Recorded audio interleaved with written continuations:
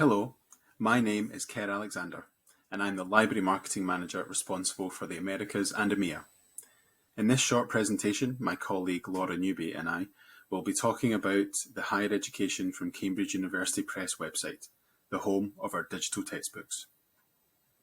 We're now in our second year since launch, and so far we've reached over 1,000 titles available on the site, covering over 30 subjects, with more content being added regularly. We've seen over 1 million unique users visit the site, generating 8 million page views. There have been 18,000 examination copy requests, and we're regularly welcoming new customers. Laura is the product manager working with the Higher Education website team, and in her section of this presentation, she'll be talking through some of the features and functions of the site, such as how we've developed the offline reading app, the annotations and highlighting functionality, Lms Integration, and the reasons why we've taken certain decisions and what feedback we've taken on board along the way. So with that, I'll hand over to Laura.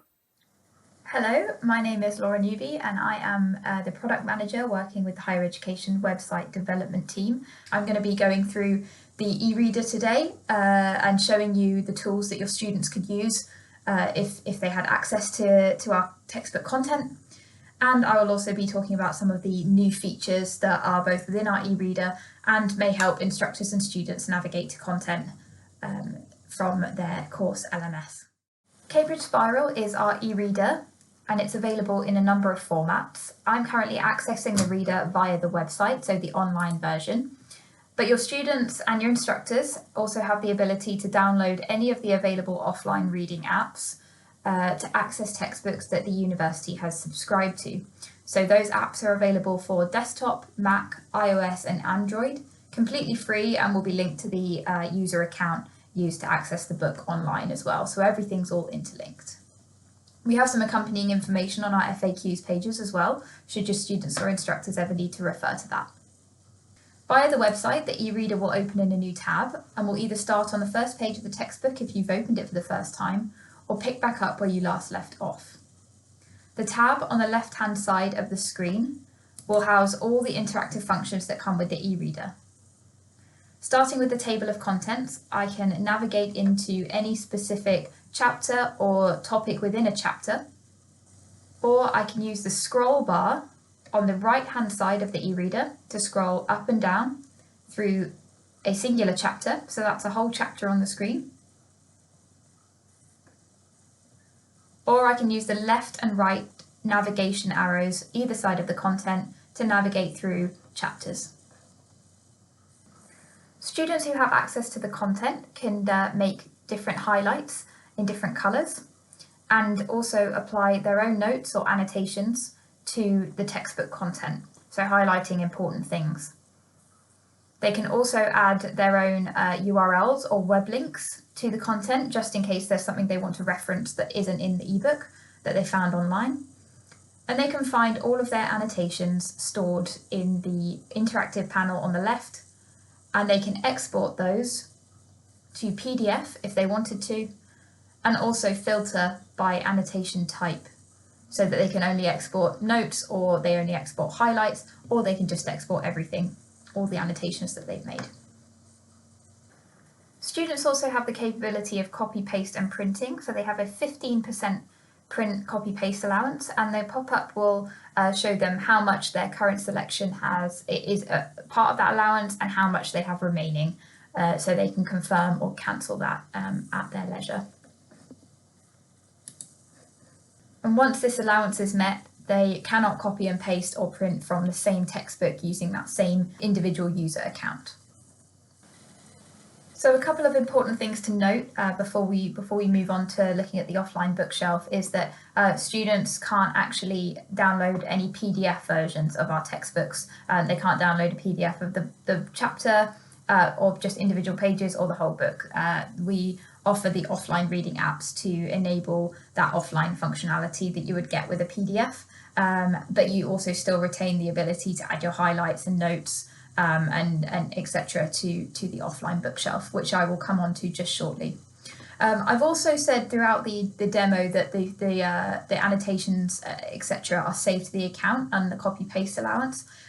This is while students at subscribed institutions can access their textbooks at any point via an institutional login, Shibboleth or Athens as well for remote.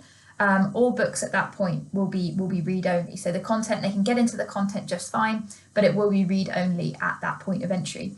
In order to gain the full functionality of what our e-reader offers, including the copy and paste and print function, the student would have to create a HE account for their individual persona using their institutional email addresses and a password of their choice. We ask for the most minimal information upon registering for this account.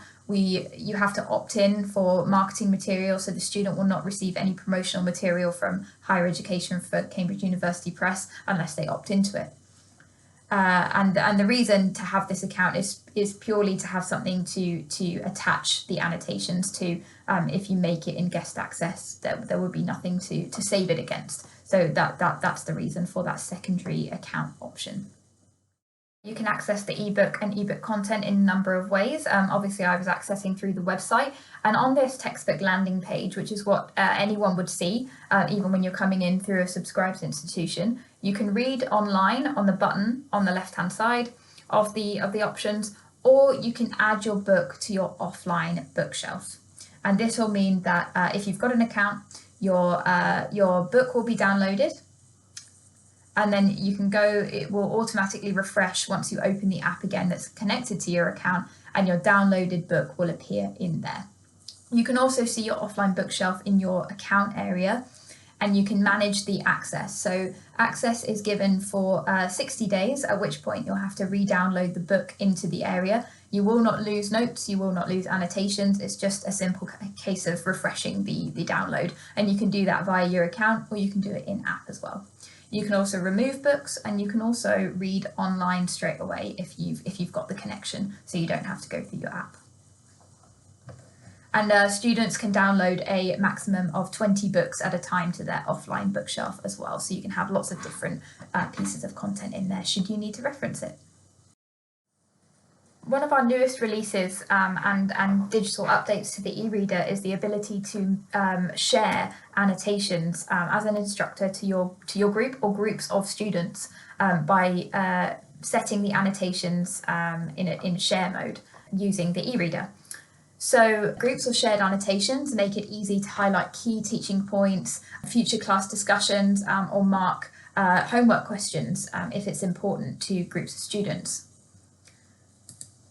An instructor can go to the group option and create a group, or create multiple groups if they want to, and that will generate a unique code. Now this code can then be shared to their students or shared across different groups of students, and each group will have a unique code.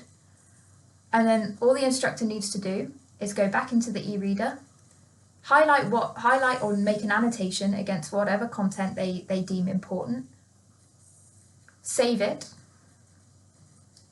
and then go to their annotations center on the panel and make sure they can tick however many groups they want that they've set up and have as many annotations that they want. So you can share different annotations on the same piece of content with different groups of students. We're also scoping out options at the moment for students to be able to reply to these annotations and through comments, or even sharing their own annotations with the group that they're set up in, either anonymously or named. It would be really useful to hear directly from you in the Q&A session or the chat after following this presentation, if it's something that you as librarians feel would be important for us to develop in terms of class collaboration and enabling that asynchronous learning environment.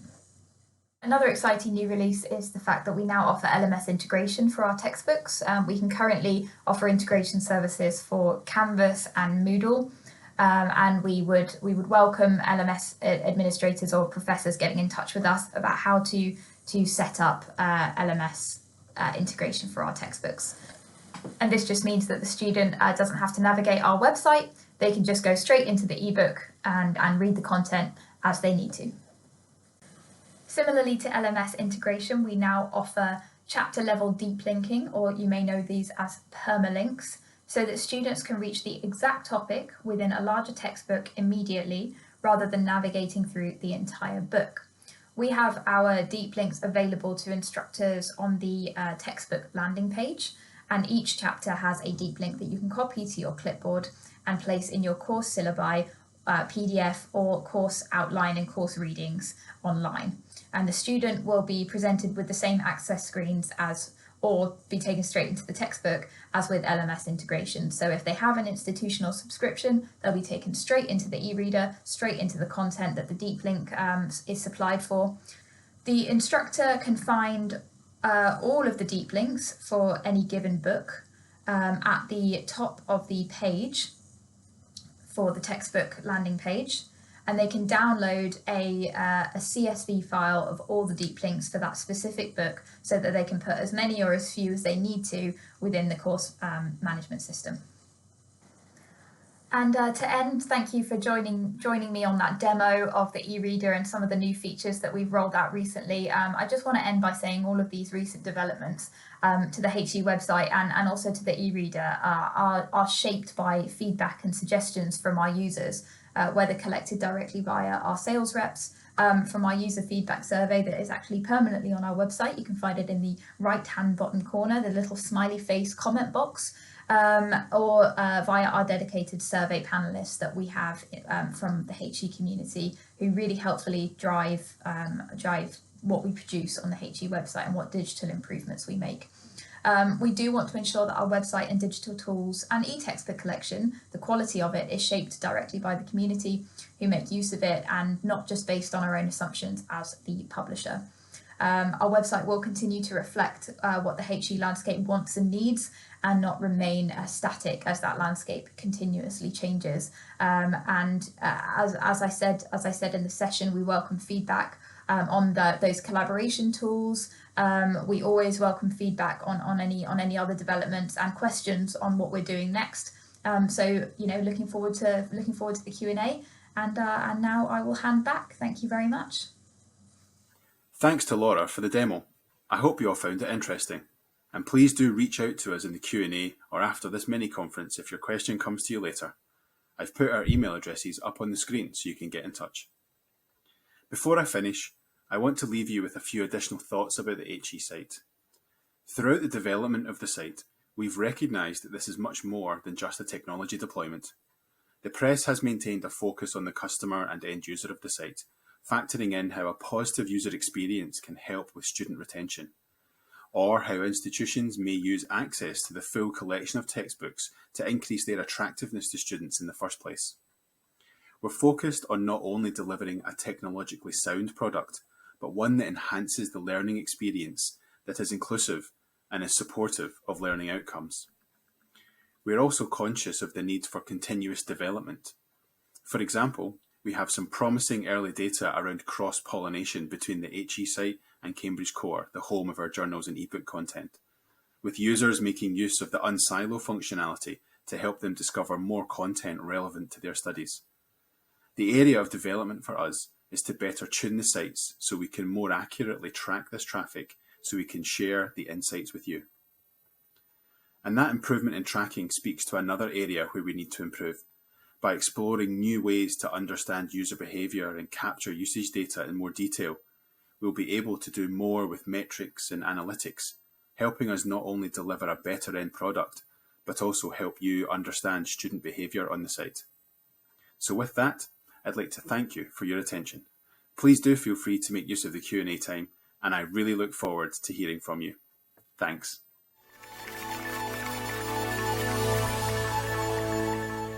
Thank you very much. And let's move into the Q&A portion for Cambridge University Press. We'll bring Carr and Laura here. We have something in the chat from Michelle. Question, what is the e-reader's name? Can you spell it? Is it created by CUP or a third party?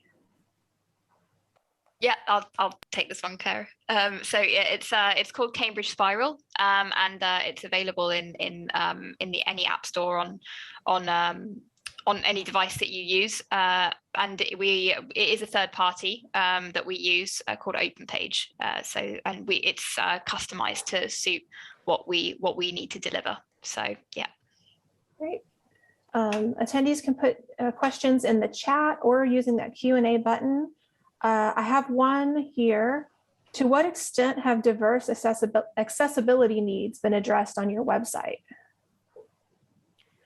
Yeah, so we are working towards the WCAG 2.1 compliance standards, and we've got a really detailed accessibility information page on our website. You can find that in the footer of the website, and yeah, we're working really hard to make sure that all of our content is accessible, but all of the website itself is accessible. So and the e-reader too. So our website's compatible with most screen readers and text-to-speech tools. We're actually looking into implementing our e-reader specific screen reader, just to make sure that the entire ebook is able to be read.